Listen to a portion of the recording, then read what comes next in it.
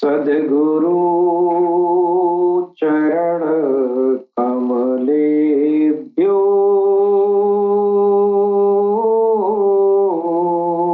नमः। ओम नमो सद्गुरु चरण कमलेभ्यो नमः। ओम नमो सद्गुरु चरण कमलेभ्यो नमः।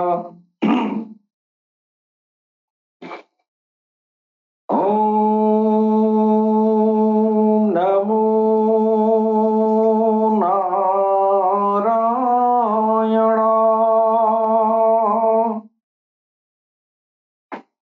ओम नमो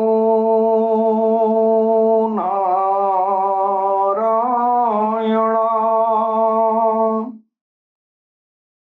ओम नमो नारायणाय।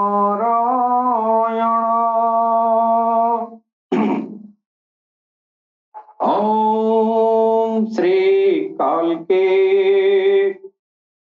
वैष्णवे नमः। ओम श्री कालके वैष्णवे नमः। ओम श्री कालकी वैष्णवे नमः। स्थाने ऋषिकेश तो प्रकृत्या जगत प्रहृष्यत्यनुरज्यते च रक्षांसि भीतानि दिशो द्रवन्ते सर्वे नमस्यन्ति च सिद्धसङ्घा कस्माश्च तेन न मेरं महात्मन् गरीयसे ब्रह्मणोऽप्यधिकतेर्वा अनन्तादेवेश जगन्नानिवास अनन्तादेवेश जगन्नानिवास त्वं क्षरं सदसत्परं यात त्वमादिदेव पुरुष पुराण त्वमस्य विश्वस्य परं निधानम् वेत्तासि वेद्यं च परं च धाम त्वया ततं विश्वमनन्तरूपम् वायुर्गमो अग्निवरुण शशांक प्रजापतिस्त्वं प्रपितामहश्च नमोऽस्तु ते सहस्रकृत्वा पुनश्च भूयोऽपि नमो नमस्ते नमः पुरस्तादथ पृष्ठतस्ते नमोऽस्तु ते सर्वत्रैव शर्वा अनन्ता विरजा मितविक्रमस्तावम् सर्वसमाप्नोषि तत्त्वम्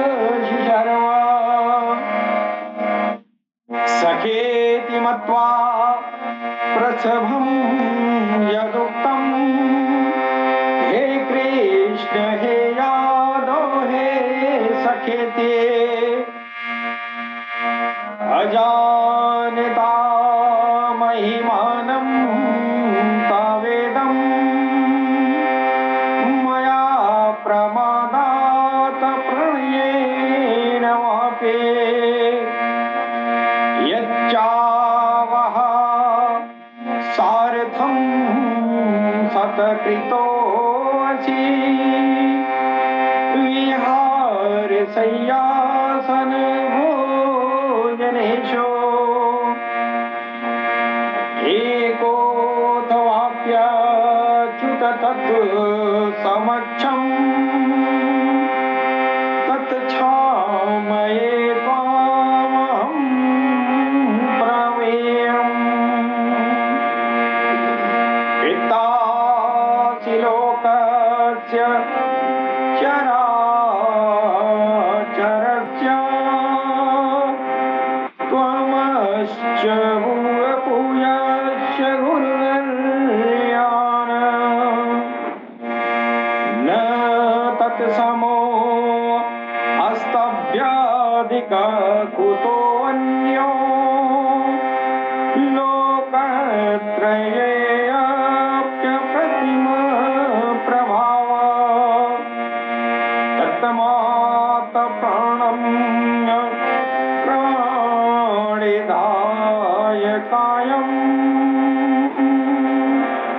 प्रसादये त्वामहमीशमियम् पितेव पुत्रस्य सखेव सख्यो प्रियः प्रियार्षिदेव शृणु यदा यदा हि धर्मस्य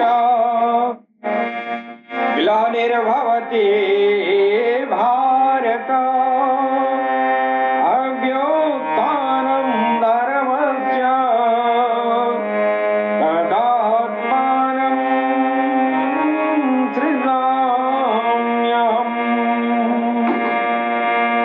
परित्राणाय साधूनां विनाशाय च दुष्कृतां धर्म संस्थापनार्थाय संभवामि युगे युगे।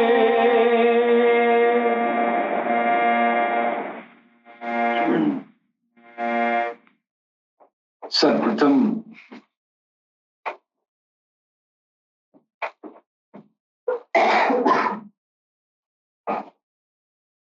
ईश्वरीय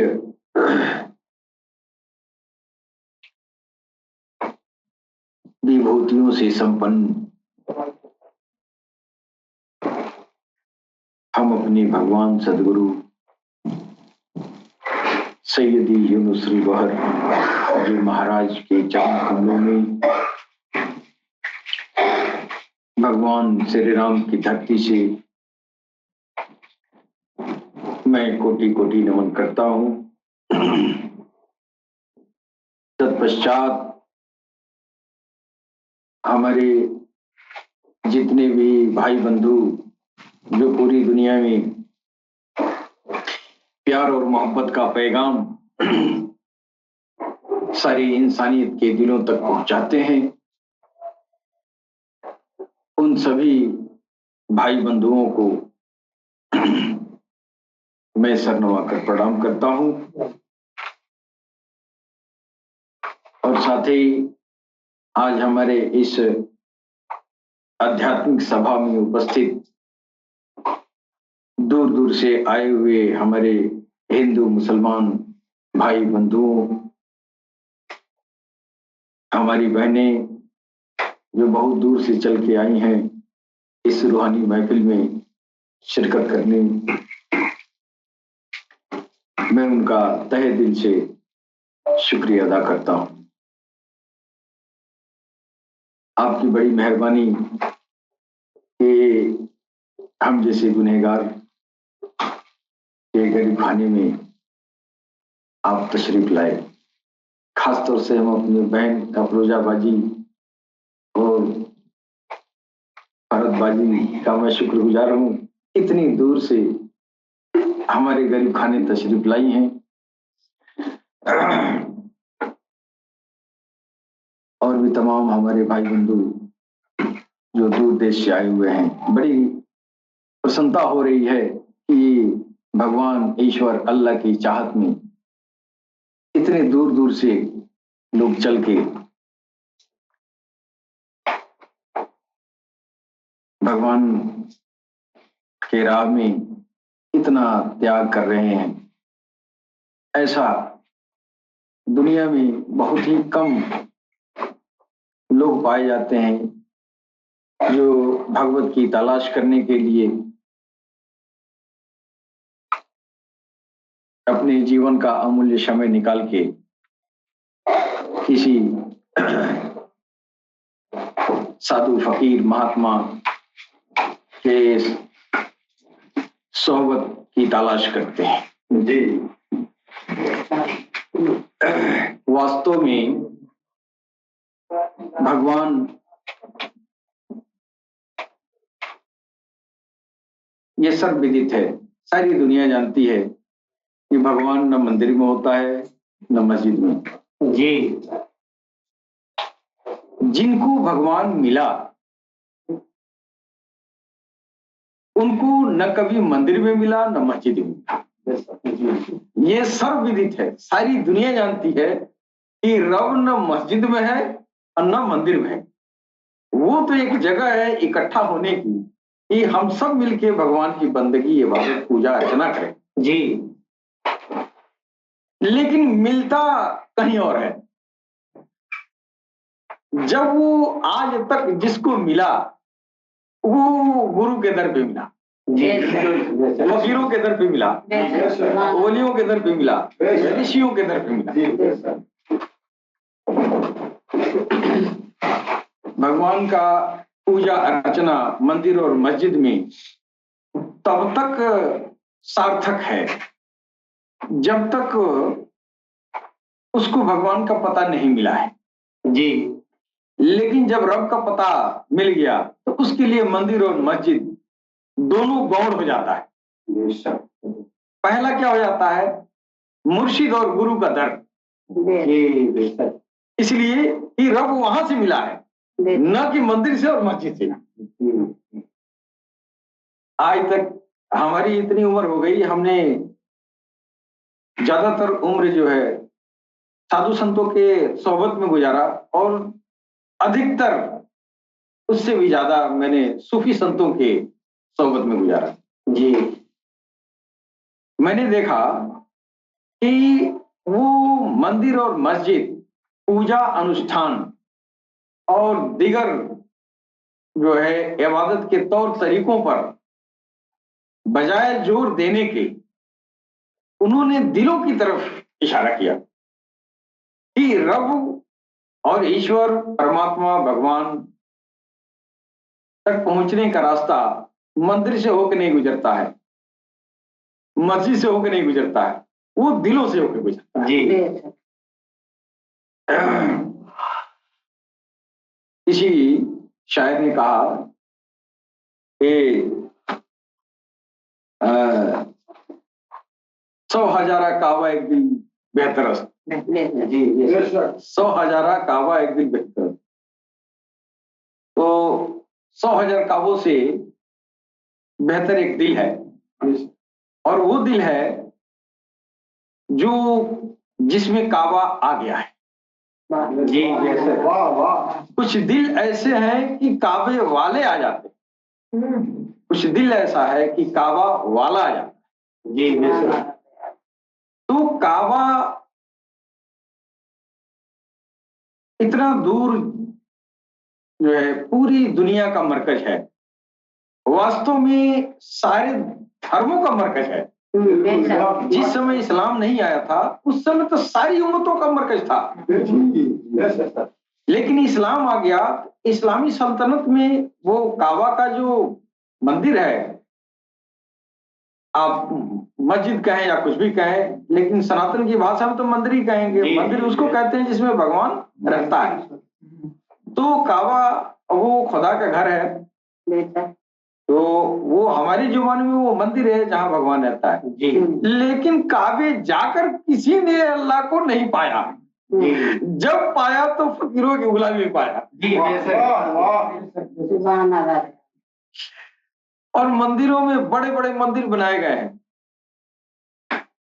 ये मंदिर जो बने हैं ना, ये इसमें जो मंदिर बनाने वाले थे वो उनकी जो अध्यात्म दर्शन था बड़ा गहरा था। माशा साहब जरा तवज्जो करिएगा जी। ये जो बड़े बड़े मंदिर बनाए गए हैं, ये मंदिर के पीछे वो अध्यात्म दर्शन है उसमें। अब आजकल तो मंदिर का मतलब नहीं समझा जा रहा है, तो ऐसे ही जो है टीले की तरह, ये त्रिशंकु की तरह बना दी जाती है मस्जिदें, जो है गोल गोल और क्या क्या गुंबद बना कर। लेकिन इसके पीछे मकसद है।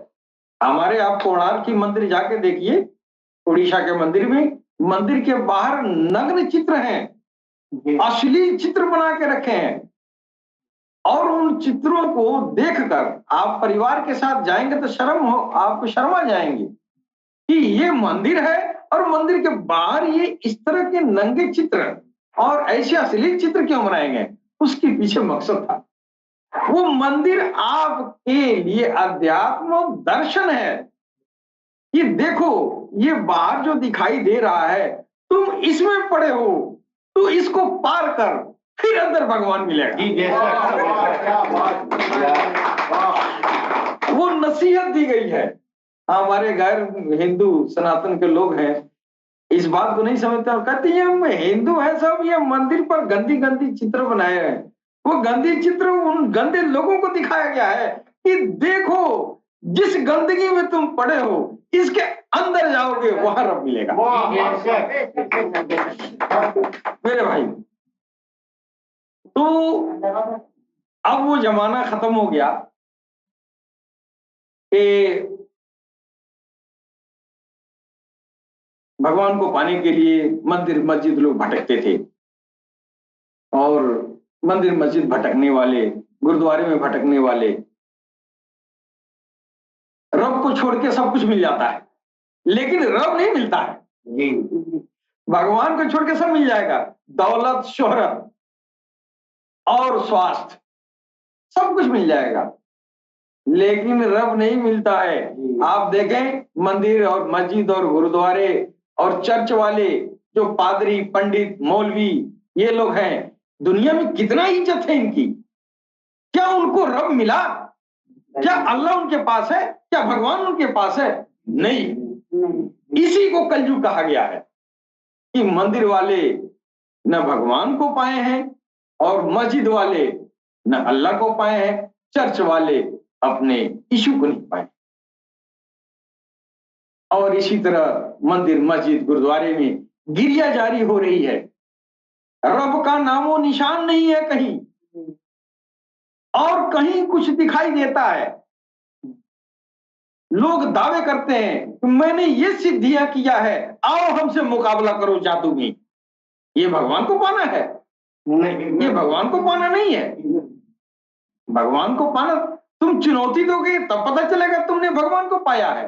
अरे भगवान को पाने का मतलब होता है अहम ब्रह्मास्मि प्रज्ञानाम ब्रह्म तत्वमसि। ये वेदों में कहा गया, यानी ब्रह्म अंदर आ गया, रब अंदर आ गया। जब तेरे अंदर रब आ गया तो तुमको चुनौती देने की क्या जरूरत है? क्या ख्वाजा गरीब नवाज को कहने की जरूरत थी कि आओ हमसे चुनौती मुकाबला करो? कभी नहीं कहा। गौसे पाक ने कभी नहीं कहा आओ हमसे मुकाबला करो। अरे अल्लाह उसमें दाखिल था, रब उनमें दाखिल था, रब बोल रहा था, रब देख रहा था, रब चल रहा था, तो दुनिया तो पहचानी गई। और आज उनके हयाते जिंदगी से लेके अब तक आप देखे गौसे पाक के रोजे मुबारक पर कितनी भीड़ लगी रहती है। ख्वाजा गरीब नवाज को देख लें। इसी तरह हमारे हमारे सनातन धर्मों में भी बहुत बड़े बड़े ऋषि गुजरे हैं। तो उन ऋषियों के दर पे भगवान मिलता था, और आज जो तथाकथित ऋषि हैं उनके दर पे दौलत मिलती है, और दुनिया को दौलत की जरूरत है। दुनिया को दौलत की जरूरत है, इसलिए दुनिया दुनिया की तरफ दौड़ रही है। ये दौलत दुनियादारी है ना। आप देख लें पूरी दुनिया में कि जितने भी धर्म के नाम पर जो चोला बना के और जमाने के सामने प्रकट हुए हैं, वो बेशुमार दौलतमंद हैं। दुनिया की हर खुशी उनके कदमों में है, लेकिन भगवान नहीं है, ईश्वर नहीं है। ईश्वर का नाम बेचता है, ईश्वर का नाम बेच बेच के और ऐशो इश्रत की जिंदगी गुजारता है, लेकिन रब उसको नहीं मिलता है जी। और लोग कहते हैं कि भगवान खुश है, तभी तो उसको ऐशो इशरत मिली है, वो सुख समृद्धि में गुजार रहा है। लेकिन सरकार को हर्षाई कहते हैं ये तेरे भगवान की कृपा नहीं है। अगर तेरे भगवान की ये कृपा होती तो ये तेरे भगवान को न मानने वालों के पास भी है, और जो उसके पास है वो तेरे पास है, तो भगवान की कृपा तेरे ऊपर कैसे है? भगवान की कृपा तेरे दिल में तेरे भगवान का नाम आ जाए, तेरे दिल में तेरे भगवान के नाम का अखंड संकीर्तन जारी हो जाए, तेरा दिल सोते बैठते उठते करवटों के बल राम राम राम राम या अल्लाह अल्लाह पुकार उठे। ये है उसकी कृपा, इसलिए कि बिना उसके कृपा की ये हो ही नहीं सकता। बिना उसकी कृपा की ये हो ही नहीं सकता। ये जब तक नहीं होगा तब तक अहम ब्रह्मास्मि होगा ही नहीं, तत्वमसि होगा ही नहीं, प्रज्ञानाम ब्रह्म होगा ही नहीं। वहां तक पहुंचने के लिए, यानी ईश्वर को अंदर लाने के लिए, जो हमारे सनातन धर्म में जो तौर तरीके बताए गए हैं, हमारे पतंजलि योग दर्शन में ये जो है तमाम तरह के अष्टांग योग का वर्णन किया गया है। आज हमारे सनातन धर्म में देखिए, किसी भी साधु संत महात्मा के दर पे अष्टांग योग पर चलने के लिए किसी को प्रोत्साहित नहीं किया जाता है। क्यों? बड़ा जटिल चीज है। जब अष्टांग योग पे चलेगा ये धन दौलत देश दुनिया मोह माया को त्यागना पड़ेगा, और इसको इसका चादर बना के ओढ़ लिया है, तो अष्टांग योग पर कैसे चलेगा? अष्टांग योग पर तो चलेगा नहीं। अब बिना अष्टांग योग पर चले आपको मिलेगा नहीं। तो ये चीजें इस दौर में मुश्किल हो गई। जिस दौर में ये वेद और पुराण और कुरान और हदीस की सारे नियम और कानून जहां पर फेल हो जाए, जहां पर इंसानियत के लिए वो बेकार हो जाए। क्यों? कुरान हदीस और वेद और पुराण खराब नहीं है, खराब इंसान है। इस कदर खराब हो गए कि वेद और पुराण और कुरान उसके लिए बेकार हो गया। अब वो रब तक कैसे पहुंचेगा? वो पूर्ण रूप से माया के अंदर वो जो है अंदर वो दब चुका है। शैतान का गलबा उसके दिलो दिमाग पर छाया हुआ है। आज आप देखें, जितना ही ऐशो इशरत और जितना ही जो है नामी ग्रामी जो लोग हैं शोहरत वाले, उनको देख के दुनिया अनुकरण करती है कि हम भी जो है हम बहुत बड़े राजनेता बन जाते, बहुत बड़े हम जो है धनवान हो जाते हैं। अडानी अंबानी हमारे देश के सम्मानित पूंजीपति हैं, तो उनको देख के हर आदमी के अंदर ललक होती है, काश मैं भी अडानी अंबानी हो जाता। लेकिन ये किसी के अंदर नहीं आता है कि काश मैं भी वो महर्षि पतंजलि की तरह हम भी अहम ब्रह्मास्मि हो जाते। ऐसा ही ये किसी के अंदर ये लालसा नहीं है। और मुसलमानों के अंदर आके देखिए, मस्जिदों में दिन रात जो है ये सर पटकते रहते हैं, लेकिन जब उनको अल्लाह का जिक्र दिलों में बसाने की बात आती है, ये बात समझ में ही नहीं आती है। कुरान रोज पढ़ता है लेकिन उसको समझ में नहीं आता है कि अल्लाह कहना क्या चाहता है। वाला तो ते मन अगफलना कल बहु अन जिक्रना, ये तो कुरान कह रहा है। हमारे आलिम हजरात तो बरसों से पढ़ते आ रहे हैं, बरसों से पढ़ते आ रहे हैं। बोला तो ते मन अगफलना कल बहु अन जिक्रना, तुम उनकी पैरवी न करो जिसके कुलूब को हमने अपने जिक्र से गाफिल कर दिया। लेकिन वो इस बात को समझ नहीं सकता, वो अपने धुन में, अपने शोहरत में, अपने जो है क्या बोलते हैं, हाँ, अपनी शोहरत में वो जो है चूर रहता है कि दुनिया हमको आलिम कहे, है कि नहीं। जरा वो देखता कि वो अनाहल हक हुआ कि नहीं। अरे वो अपने अंदर अनाहल हक कब पहुंचेगा। ये ऋषि महर्षि जो तथाकथित दुनिया में फिर रहे हैं, ये कब हम ब्रह्मास्मि होंगे, कब तत्वमसी होंगे, कब प्रज्ञानाम ब्रह्म होंगे। अब ये दौर काल की अवतार का है। अब इस दौर में दुनिया की जो भी हमारे ईश्वर के तरफ से जो भी ग्रंथ आए, सारे ग्रंथों के रहते हुए भी हमारी नैतिक पतन हो चुकी है। अब वो मेरे लिए नाकाम हो साबित हो रही है। इसी दौर को कलयुग कहा गया है और इस कलयुग के दौर में एक ऐसा नायक का आगमन होने वाला है जो सारे धर्मों के लोग, सारे मजहब दीन में ये पेशन गोई आई है कि कलयुग में एक ऐसा हस्ती आएगा जो अपनी नजरों से सबके दिलों को चमका देगा, पूरी दुनिया में इंसाफ से भर देगा। महात्मा बुद्ध आए, उन्होंने कहा कि मैं न आखिरी बुद्ध हूं न मैं पहला बुद्ध हूं, मेरे बाद एक ऐसा बुद्ध आएगा जिसको मैत्रेय बुद्धा कहते हैं। वो मैत्रेय बुद्धा होगा जो सारी इंसानियत के बीच इंसाफ भर देगा, सारी इंसानियत को एक मित्रवत व्यवहार में ला देगा। उसको कहते हैं मैत्रेय बुद्धा। हमारे पुराणों में आइए, काल की अवतार कहा गया है। यदा यदा ही धर्मस्य ग्लानिर्भवति भारत अभ्युत्थानम धर्मस्य तदात्मानं सृजाम्यहम् धर्म संस्थापनार्थाय संभवामि जुगे जुगे।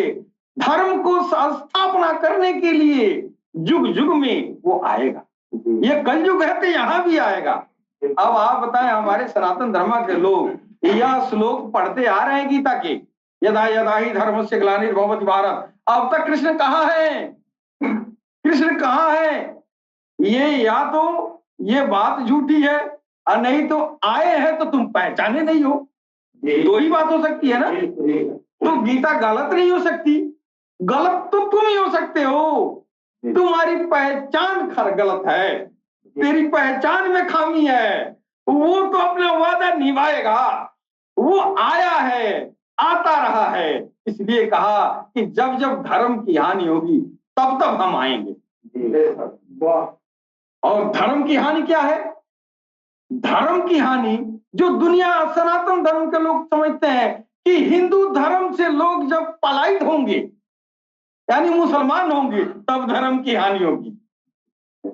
ये ऐसा नहीं है।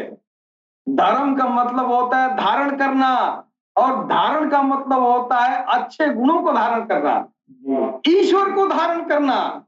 ईश्वर को धारण करने का मतलब अध्यात्म हुआ, रूहानियत हुआ, तसव्वुफ हुआ। ये रस्मो रिवाज खत्म हो जाएगा, ये इल्म खत्म हो जाएगा जिस इल्म के जरिए रब को धारण किया जाता है। उसको कहते हैं कि धर्म। यानी आप धार्मिक हो गए, यानी आप ब्रह्म को धारण करना चाहते हैं। ऐसे लोग जब खत्म हो जाएंगे तो धर्म की नाश हो जाएगी। उस धर्म का मतलब हिंदू से नहीं है, मुसलमान से नहीं है, सिख से नहीं है, ईसाई से नहीं है। यही समझ का फेर है। कृष्ण ने कहा कि जब जब धर्म की हानि होगी, यानी तुम इस इल्म को जब भूल जाओगे जिस इल्म के जरिए तुमको तुम्हारा ब्रह्म मिलेगा, तब तुम्हारे धर्म का नाश हो गया, यानी तूने धर्म छोड़ दिया। हिंदू तो कहा रहे हो, तुम्हारे पास धर्म नहीं है, तुम्हारे पास भगवान नहीं है, तुम्हारे दिल में ईश्वर नहीं है, राम नहीं है। तुम तो हिंदू हो, राम वाला नहीं हो। लिहाजा धर्म का नाश हो गया। तुम मुसलमान हो लेकिन दिल में अल्लाह नहीं है, तू अल्लाह से जुड़ा नहीं है, लिहाजा तेरे धर्म का नाश हो गया। बात कड़वी है लेकिन सच्ची है। इसके लिए कृष्ण ने कहा था कि जब जब धर्म की हानि होगी तब तब मैं आऊंगा। इस दौर में न हिंदू का धर्म बचा है, न मुसलमान का धर्म बचा है, न सिख का धर्म बचा है, न ईसाई का धर्म बचा है।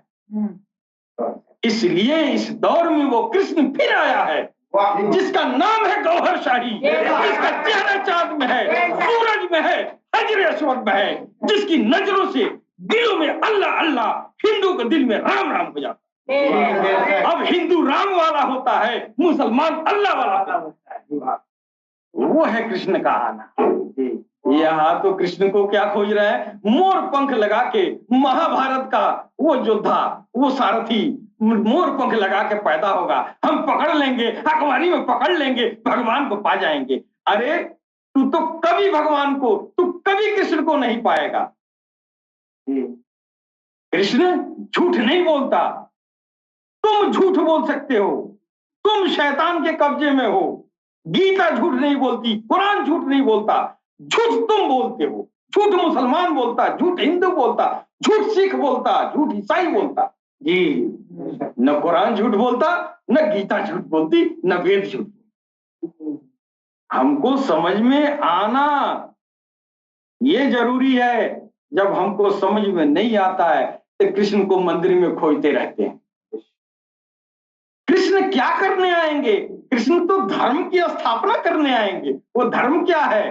वो रास्ता जिस रास्ते पर चल के तुम अहम ब्रह्मास्मि हो गए, ये धर्म है, इसकी रक्षा करने के लिए आएंगे। यानी जो भी हस्ती इस दौर में आए और आपको अहम ब्रह्मास्मि के रास्ते पर चलाए, हो न हो वही कृष्ण है, वही कृष्ण है।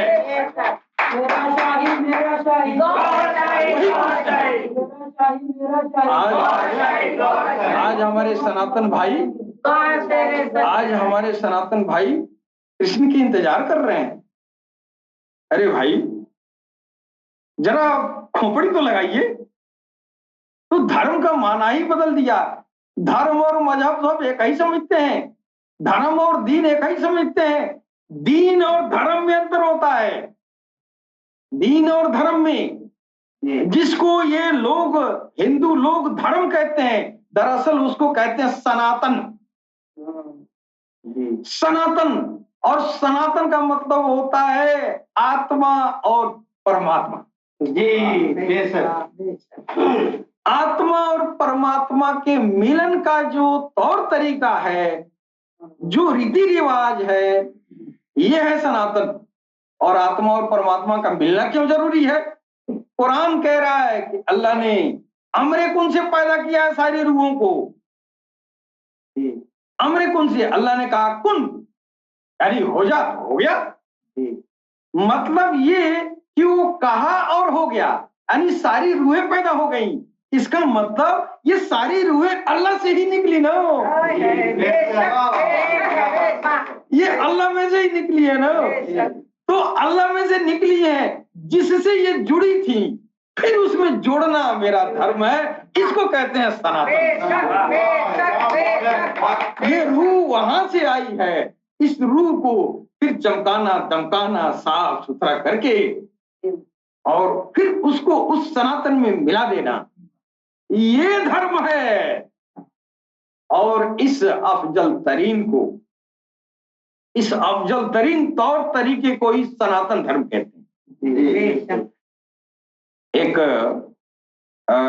हमारे कहीं किताबों में मैंने पढ़ा है, एक काल्की अवतार कलयुग में आएंगे, अब पूरी इंसानियत को सनातन धर्म में दाखिल कर देंगे। अब तो ये सनातन का मतलब अगर मुसलमान नहीं समझेगा तो वो तो चिढ़ जाएगा, कहेगा कि तो कल की अवतार आएंगे सारे मुसलमानों को हिंदू बना देंगे। तो वो हिंदू और सनातन दोनों अलग अलग चीजें हैं। वो सनातन में दाखिल कर देंगे। वो सनातन में दाखिल करने का मतलब उम्मत वाहिदा कर देंगे।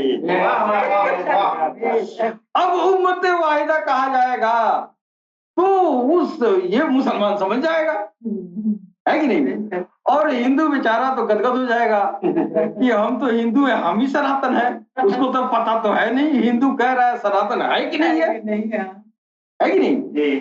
तो काल की अवतार आएंगे, सबको सनातन धर्म में दाखिल कर देंगे, अर्थात मुसलमानों को तसव्वुफ पर चलाकर रब से जोड़ देंगे। यानी जहां से अमरे कुंज से आया है फिर उसमें समा जाएगा। ये है सनातन, ये है सनातन। क्या बात।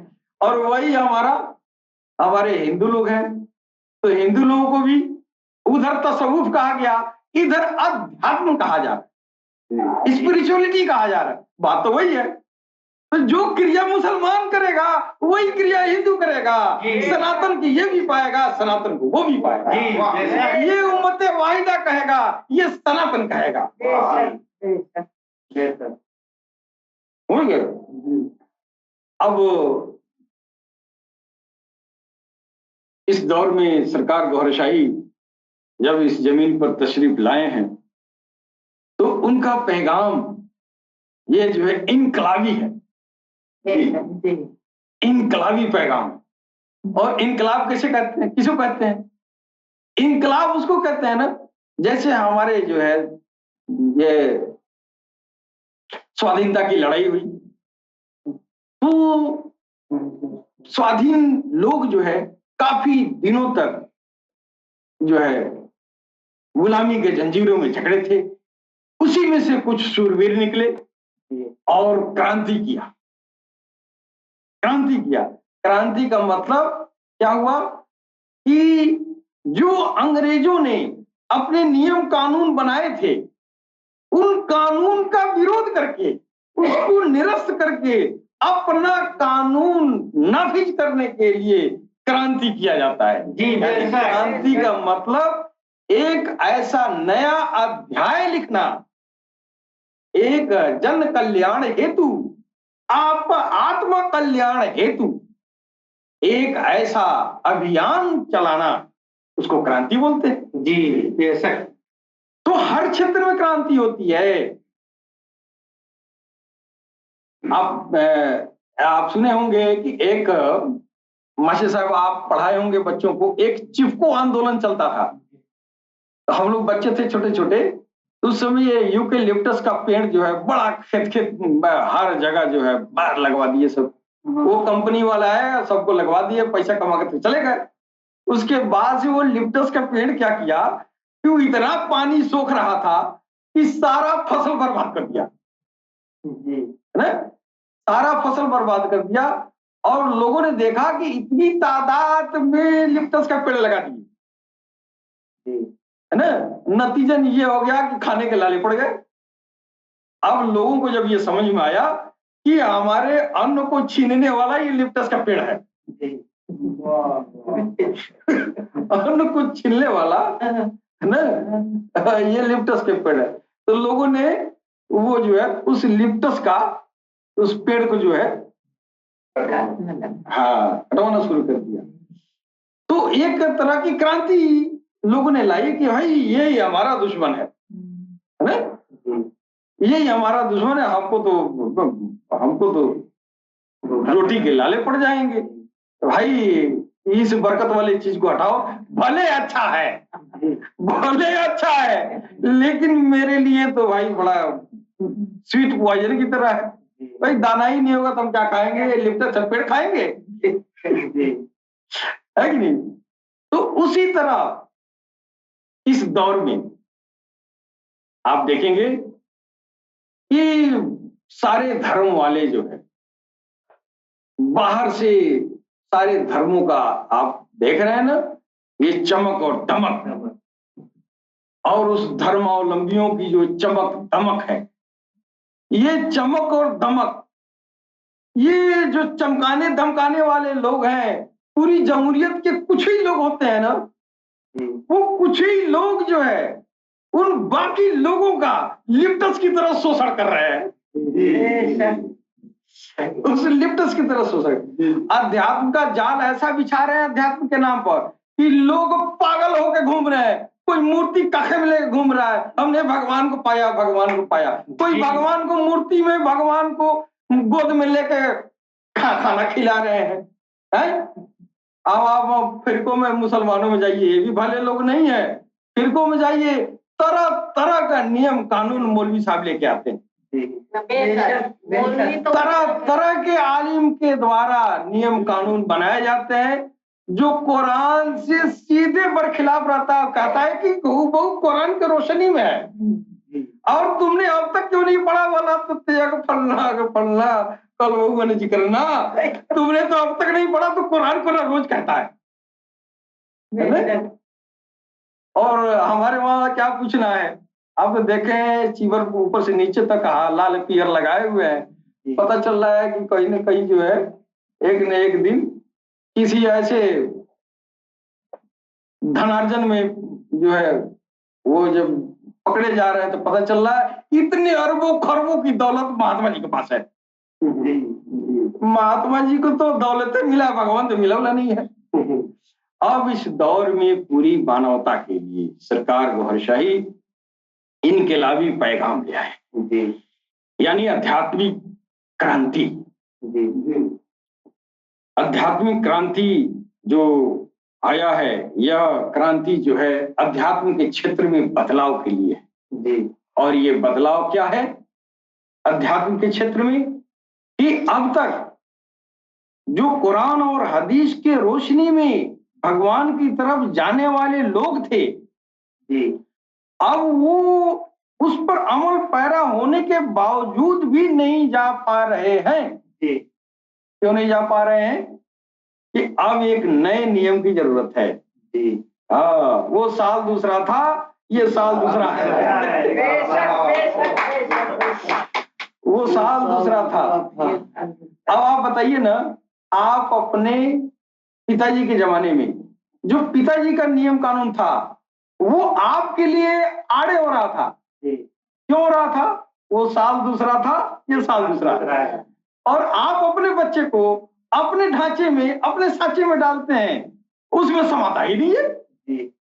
वही तेरा बच्चा, तू जब इस नए दौर में, जब पुराने लोग नहीं समा पाते हैं, तो ये रूहानियत में पुरानी रूहानियत नए दौर में पुरानी कैसे समाएगी? नहीं समाएगी ना। अब पिछले दौर में था कि घर से लोग जंगल में निकल जाते थे, और आज एसी में रहने वाले लोग अगर उनको जो है जंगल में जाने को कहा जाए तो कभी जाएगा? नहीं जाएगा। जब नहीं जाएगा तो रब को नहीं पाएगा। जंगल में क्यों गए? इसलिए कि वो रब के मुतलाशी थे, ईश्वर के तलाशी थे, ईश्वर के लिए कुछ भी करने के लिए तैयार थे। वो अपने शरीर को बहुत बहुत शासक देना चाहते थे, और दे के और पा भी गए। और इस दौर में अब आप देखें कि एसी में रहने वाले लोग हैं, और एसी डीसी वालों को कभी जो है जंगल में जाएगा? जंगल में से बच्चे छोड़िए, 1 घंटा भगवान का नाम घर बैठ के नहीं लेगा। जंगल के तो बातें छोड़ दीजिए। तो ये बताइए, भगवान को नया कानून ले आने की जरूरत नहीं है, नई रूहानियत लाने की जरूरत नहीं है। अब भगवान भी जानता है कि पिछले अदवार में जो धर्म मैंने तुमको दिया, उस धर्म पर तुम चल नहीं सकते, इसलिए कि तेरी चमड़ी नहीं है, तेरी बर्दाश्त करने की क्षमता नहीं है। ये परिवेश नया है, वो साल दूसरा था, ये साल दूसरा है। अब तुम चिल्ला और मुजाहिदा नहीं कर सकते। जो किसी जमाने में बुजुर्ग जो है जंगलों में जाके चिल्ला मुजाहिदा करते थे, हमारे ऋषि महर्षि जंगलों में जाके उनके जिस्म पर घास पात उग जाता था। कहानियों में आप सुने होंगे, फला ऋषि ऐसे थे, फला वली बुजुर्ग ऐसे थे। लेकिन अब इस दौर में कहाँ है? नहीं है। जिसको तुम ऋषि समझते हो, जिसको तुम वली समझते हो वो एसी और डीसी में बैठा हुआ है, वो एसी का मजा ले रहा है और तुम उसको वली मुर्शिद बना के रखे हो। ये कलयुग है भाई, ये बड़ी ठग बुद्धि है। ठग का इतना बड़ा बुद्धि है, ठग तरह तरह का, ये शैतान जो है तरह तरह का भेष बना के चलता है। जब गौसे पाक रज़ियल्लाहु ताला अन्हु का वो जो है इम्तिहान लेने लगा शैतान, है ना, ये अब तुमको रब की इबादत करने की जरूरत नहीं है, बादल बन के आया, अब तुम्हारे ऊपर रोजा नमाज सब माफ हो गया। तो गौसे पाक तो समझ गया, भाग जाओ कम वक्त, वह तुम शैतान हो, मैं जानता हूं।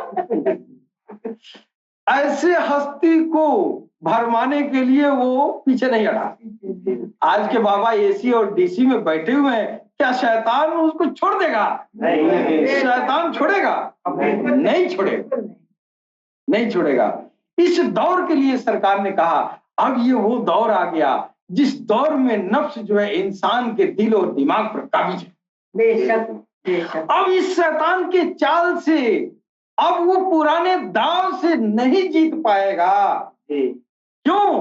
तो पुराना दाव ये था कि जंगल में चले गए और चिल्ला करने लगे, कोई कामिल मुर्शिद मिला, जंगल में भेज दिया, कहा कि दुनिया में रहोगे तो इस मुंह माया में पड़े रहोगे, जाओ ससुरा जंगल में पड़े रहना, वहीं अल्लाह अल्लाह राम राम करना। वो चला गया, राम राम कर लिया।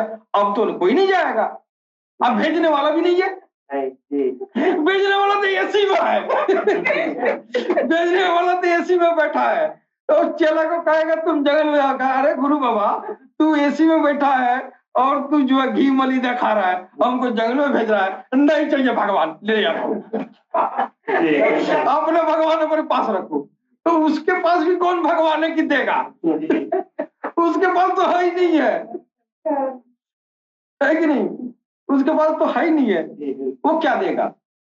अब देने वाला आ गया, उस देने वाले का जो सबका देने वाला है, सबका पालनवार है, सबका सबके आत्मा को परमात्मा में मिलाने वाला है, यूनिवर्सल सेवियर, सबका सबकी आत्माओं का पालनहार, जिसका नाम है सरकार गौहर शाही।